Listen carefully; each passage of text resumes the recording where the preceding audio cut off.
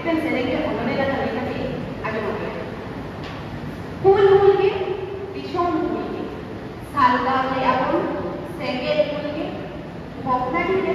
ᱞᱟᱹᱲᱦᱟᱹᱭ ᱞᱮᱱᱟ ᱵᱚᱱ ᱤᱝᱨᱮᱡᱽ ᱠᱚ ᱥᱟᱶᱜᱮ ᱫᱷᱟᱹᱨᱛᱤ ᱨᱮ ᱫᱷᱩᱲᱤ ᱱᱤᱠᱞᱟᱹᱣᱮᱱᱟ ᱥᱟᱨ ᱵᱟᱱᱫᱩᱠ ᱵᱟᱹᱨᱩᱫ ᱜᱟᱨᱡᱟᱣᱮᱱᱟ ᱢᱟᱭᱟᱢ ᱫᱟᱜ ᱞᱮᱠᱟ ᱞᱤᱸᱜᱤᱭᱮᱱᱟ ᱵᱤᱨ ᱠᱷᱮᱨᱣᱟᱲ ᱠᱚ ᱥᱚᱦᱤᱫᱮᱱᱟ ᱛᱤᱛᱤ ᱨᱮ ᱥᱮᱸᱜᱮᱞ ᱟᱸᱜ ᱥᱟᱨᱟᱛᱮ ᱛᱟᱨᱣᱟᱞ ᱠᱟᱹᱯᱤ ᱦᱩᱰᱞᱟᱹ ᱟᱛᱮ ᱵᱩᱡᱷᱩ ᱵᱩᱨᱩ ᱫᱮᱭᱟ ᱠᱟᱛᱮ ᱦᱚᱭ ᱡᱤᱣᱤ ᱠᱚ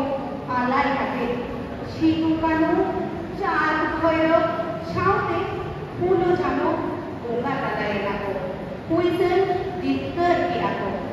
ফুল ভুলকে দিশম ভুলকে সালগাওলে আগুন সেঙ্গেল ভুলকে ভগ্না ঘিরে লড়াই বললেন লড়াই লেবানো ইংরেজ কো সামনে জোহার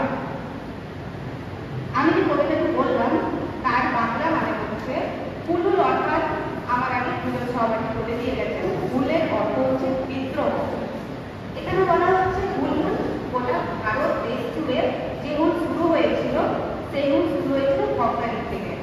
আর সেখানে আমরা যুদ্ধ করেছিলাম ইংরেজদের বিরুদ্ধে আমাদের দেশ মাটিতে ধুলো ওড়ানো হয়েছিল সার বান্ধব সার অর্থাৎ তীর তীর বন্দুক বারুদ তার শব্দ শোনা গিয়েছিল রক্ত শহীদদের রক্ত জলের মতো বয়ে গিয়েছিল হাতে আমাদের রাজস্বীদের হাতে স্যাগেল অর্থাৎ আগুন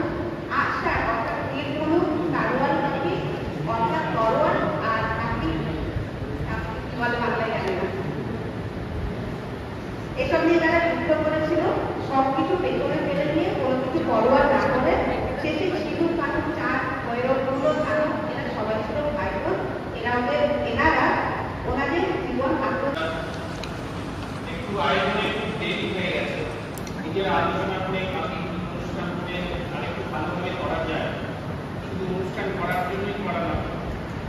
অনুষ্ঠানের তাৎপর্য এটা বুঝতে হবে আজকের অনুষ্ঠানটা তাৎপর্য এই জন্যই আমরা দেখছিলাম ইতিহাসে আমাদের ভারতের স্বাধীনতা সংগ্রাম কবে থেকে শুরু হয়েছে এ নিয়ে একটা দ্বন্দ্ব আছে অনেকে বলেন 1857 সালে সিপাহী বিদ্রোহ থেকে শুরু হবে আবার অনেকে বলেন যে ভারতবর্ষের জনজাতি যাবে তাদের ইংরেজ থেকে সংগ্রামের ক্ষেত্রে তাদের ভূমিকাটাকেও অস্বীকার করা যায় না অনেকে সাঁওতাল বিদ্রোহ থেকেও শুরু করতে চেয়েছে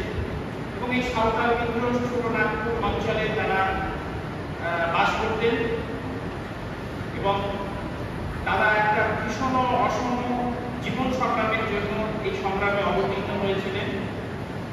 এবং আমরা প্রথম আমরা পড়েছিলাম তোমাদের জন্মের আগে মহেশ্বরা দেবী অরণ্যের অধিকার বলে একটি বই লিখেছিল আমরা তার ছাত্র এবং সেটি একাডেমি পুরস্কার পাই সেখান থেকে আমরা প্রথম আমরা এই বিদ্রোহের কথা জানতে পারি যে ছোটনাগপুরের অরণ্যের অধিকার ছিল যে জনজাতির মানুষের সেখান থেকে তাদেরকে চ্যুত করা হয় তখন কোম্পানির আইন তখন ব্রিটিশ আমাদের যে ব্রিটিশ সরকার এটাকে গ্রহণ করেনি এরা কোম্পানি দ্বারা পরিচালিত হতো ইস্ট ইন্ডিয়া কোম্পানি এবং সেখানে একটা মুনাফা ছিল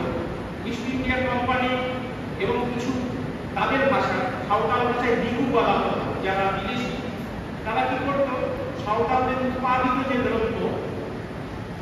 তারা হচ্ছে যখন মানে বেশি ওজনের বাটখারা দিয়ে সেগুলি ক্রয় করত 1 কেজি যখন হচ্ছে কেনা হবে সেটা 2 টাকার 2 কেজি হচ্ছে পাথর দিয়ে তারা ওজন করে নিচ্ছে তারা পড়াশোনা জানে না এবং আবার যখন বিক্রি করছে তখন আবার সেই পাথরটা হচ্ছে ছোট হয়ে যাচ্ছে ওজনটা তখন 1/2 কেজিতে নেমে যাচ্ছে এরকম একটা উদাহরণ তাহলে এই করে একটা তাদের উৎপাদিত যে দ্রব্য এবং এই ছোটনাগপুর অঞ্চলে বিশেষ চাষবাস হতো না এই যে একবার